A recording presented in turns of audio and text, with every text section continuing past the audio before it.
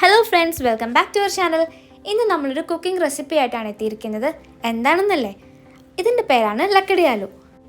അയ്യോടാ, ഇത് ഉരുളക്കിഴങ്ങ് മെഴുക്ക് പുരട്ടിയല്ലേ, അതിന് ഇത്ര വലിയ ബിൽഡപ്പൊക്കെ വേണോ? കുറച്ച് ബിൽഡപ്പൊക്കെ ആവാം. അതായത് ഇതൊരു സ്പെഷ്യൽ രീതിയിലാണ് തയ്യാറാക്കുന്നത്. സംശയമുണ്ടോ? ഉണ്ടെങ്കിലൊന്ന് ട്രൈ ചെയ്ത് നോക്ക്. എങ്കിൽ പിന്നെ സമയം കളയാതെ കണ്ടു നോക്കാം. ഇനി ഇതുണ്ടാക്കാൻ വേണ്ടിയിട്ടുള്ള ഇൻഗ്രീഡിയൻസ് ഏതൊക്കെയാണെന്ന് നോക്കാം.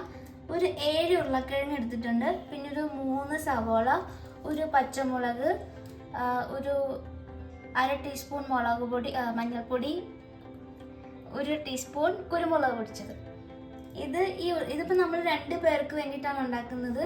പിന്നെ ഈ ഉരുളക്കിഴങ്ങ് ഇങ്ങനെ ചെത്തി വെച്ചിരിക്കുന്നതുകൊണ്ട് എനിക്ക് ചെത്താൻ അറിയില്ല എന്ന് വിചാരിക്കരുത്. ഇത് കുറച്ച് മുളച്ചതായിരുന്നു, അപ്പോൾ അതൊക്കെ ചെത്തി കഴിഞ്ഞപ്പോഴത്തേക്കും ഇങ്ങനെയായി. ഇതിപ്പോൾ നമ്മൾ ഈ രീതിയിലാണ് കട്ട് ചെയ്ത് എടുത്തിരിക്കുന്നത്. പിന്നെ ഇതിന് നമുക്കിങ്ങനെ ചെറിയ പീസായിട്ട് എടുക്കാം. ഇത് അധികം തിക്നെസ് വേണ്ട, അല്ലാതെ നമുക്കൊന്ന് ഇതേപോലെ എല്ലാം മുറിച്ചെടുക്കാം.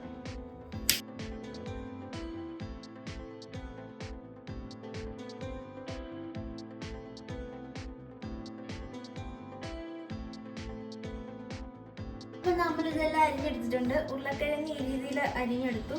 പിന്നെ നമ്മൾ സവോള നീളത്തിൽ അരിഞ്ഞെടുത്തിട്ടുണ്ട്. ഇനി നമുക്ക് പാൻ ചൂടാൻ വെച്ചിട്ട് അതിലേക്ക് ഒരു 2 ടേബിൾ സ്പൂൺ എണ്ണ ഒഴിച്ചു കൊടുക്കാം. എണ്ണ ബാംഗ്ലൂരായതുകൊണ്ട് തണുപ്പ് കാരണം എണ്ണ ഇതുപോലെ ആയിട്ട് എണ്ണ ചൂടായിട്ടുണ്ട്. നമുക്കിനി ഇതിലേക്ക് കടുക് ഇട്ട് കൊടുക്കാം. കടുകൊക്കെ നന്നായിട്ട് പൊട്ടിയതിനു ശേഷം നമുക്ക് അരിഞ്ഞു വെച്ചിരിക്കുന്ന സവോളയും പിന്നെ ഒരു പച്ചമുളക് എടുത്തിട്ടുണ്ട്, അത് 2ആയിട്ട് കീറിയിട്ട് അതും നമുക്ക് എണ്ണയിലേക്ക് ഇട്ട് കൊടുക്കാം.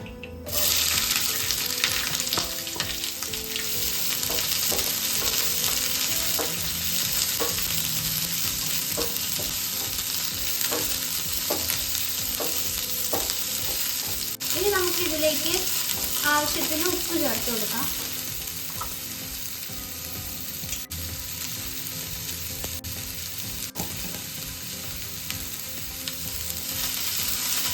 ഇതിനെ ഒന്ന് ചെറുതായിട്ട് വഴറ്റിയെടുക്കാം.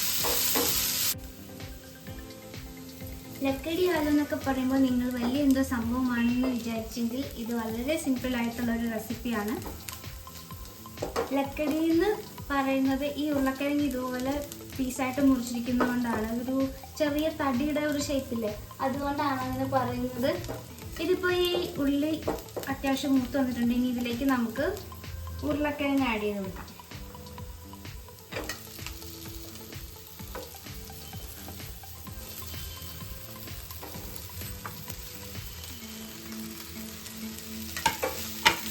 നന്നായിട്ടൊന്ന് മിക്സ് ചെയ്യാം. കുറച്ച് നേരം ഒന്ന് ഉരുളക്കിഴങ്ങ് ഇതേപോലെ ഒന്ന് വഴറ്റിയെടുക്കാം. നമ്മളിത് ചെറുതായിട്ടൊന്ന് വഴറ്റിയെടുത്തിട്ടുണ്ട്. ഇനി ഇതിലേക്ക് ഒരു 2 ടേബിൾ സ്പൂണോളം വെള്ളം ഒന്ന് ചേർത്ത് കൊടുക്കാം. എന്നിട്ടൊന്ന് മിക്സ് ചെയ്തിട്ട് ഇനി ഇത് ഇതേപോലെ ഒന്ന് കൂട്ടി വെച്ചിട്ട് നമുക്കിത് കുറച്ച് നേരം അടച്ചു വെച്ച് വേവിക്കാം.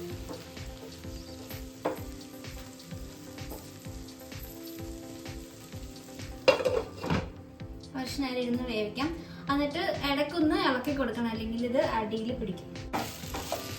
ഇടയ്ക്കിടയ്ക്ക് ഇതൊന്ന് ഇളക്കി കൊടുക്കണം. ഇത് വെന്തിട്ടൊന്നുമില്ല, പക്ഷെ നമുക്ക് ഇതിലേക്ക് ഇനി മഞ്ഞൾപ്പൊടിയും കുരുമുളക് പൊടിയും ഇട്ട് കൊടുക്കാം. നമ്മളിതിന് മുളക് പൊടിയൊന്നും ചേർക്കുന്നില്ല. സാധാരണ നമ്മൾ മെഴുക്ക് പുരട്ടി ഉണ്ടാക്കുമ്പോൾ മുളക് പൊടി അല്ലെങ്കിൽ ചില്ലി ഫ്ലേക്സ് ആണ് ചേർക്കാറുള്ളത്. അപ്പം നമ്മൾ ഇതിൽ മഞ്ഞൾപ്പൊടി പിന്നെ കുരുമുളക് പൊടിയാണ് ചേർക്കുന്നത്.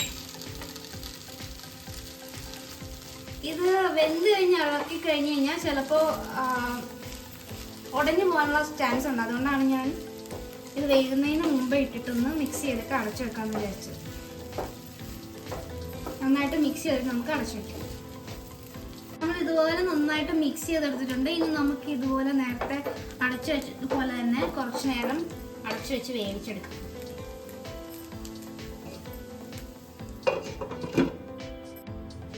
ഇനി നമുക്കിതൊന്ന് തുറന്നു നോക്കാം.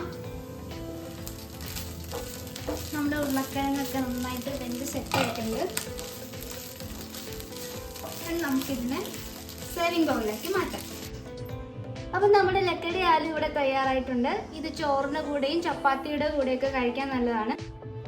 സാധാരണ നമ്മൾ ഉരുളക്കിഴങ്ങ് മെഴുക്കുവരട്ടി ഉണ്ടാക്കുമ്പോൾ മുളക് പൊടിയോ അല്ലെങ്കിൽ ചില്ലി ഫ്ലേക്സ് ആണ് യൂസ് ചെയ്യാറുള്ളത്.